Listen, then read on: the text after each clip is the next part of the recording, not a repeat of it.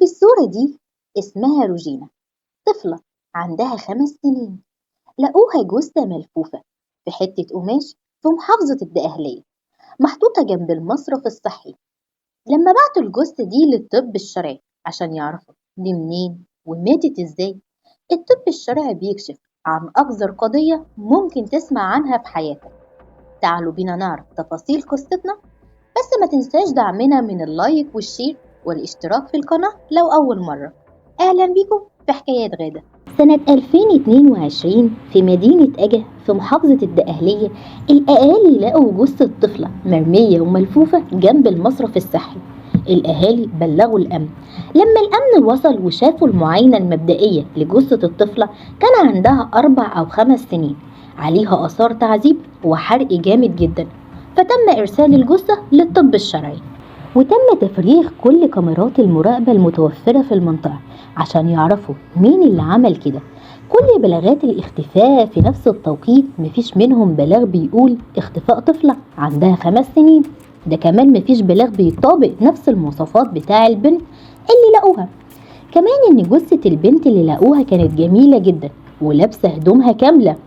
من هنا تبتدي عملية البحث عن سر وراء الجثة. بعد ما فرغوا كاميرات المراقبة، اتضح ان في عربية وصلت للمكان ده الساعة 11 بالليل. نزل منها راجلين، فتحوا شنطة العربية وطلعوا منها جثة الطفلة اللي الاهالي لقوها.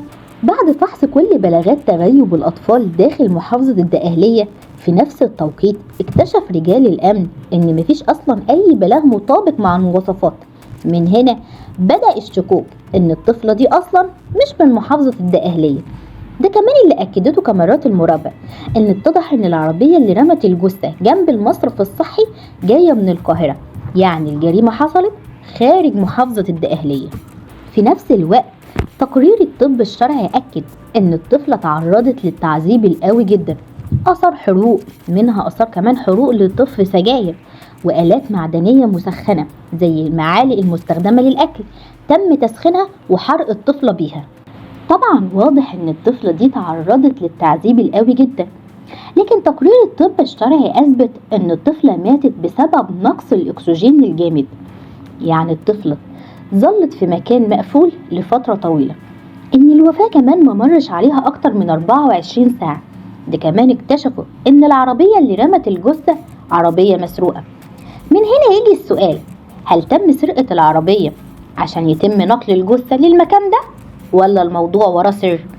في نفس التوقيت رجال الأمن في محافظة الجيزة بيلاقوا بلاغ لوالد طفلة مقدم فيها عن اختفاء بنته من أكتر من 10 أيام. إن المواصفات الطفلة الموجودة في البلاغ مطابق بنسبة كبيرة عن مواصفات الجثة اللي لقوها.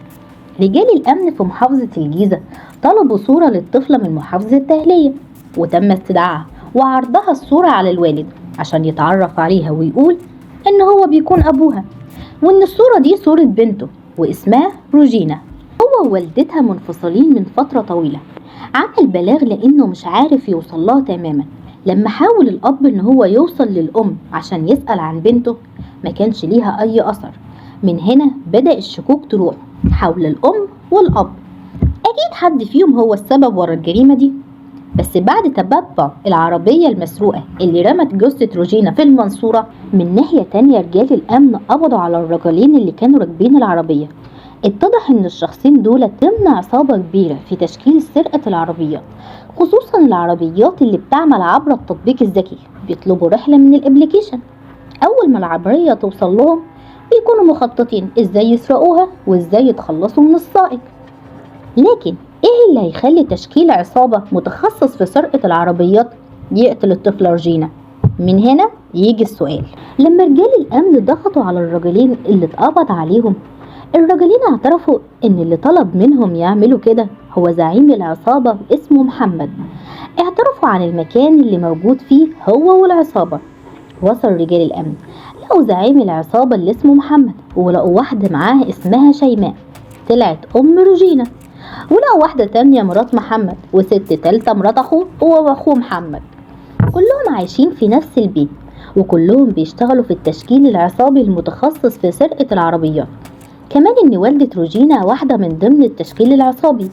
بعد ما شيماء انفصلت من جوزها أبو روجينا، كانت بتاخد معاها روجينا في كل زياراتها لأهليها لأصحابها، وكانت ملازمة ليها في كل مكان. وإن شيماء لما انضمت للتشكيل العصابي كان ليهم بعض الطقوس الغريبة.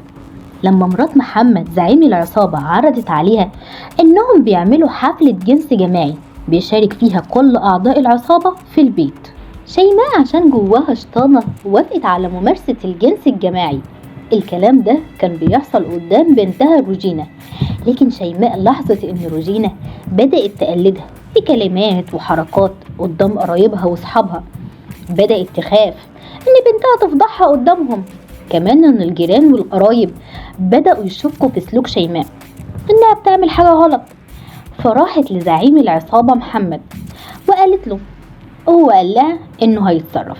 بدأ محمد يضرب روجينا ويعذبها قدام أمها وكل أفراد العصابة، يطفوا فيها السجاير ويحرقوها بالآلات المعدنية المسخنة.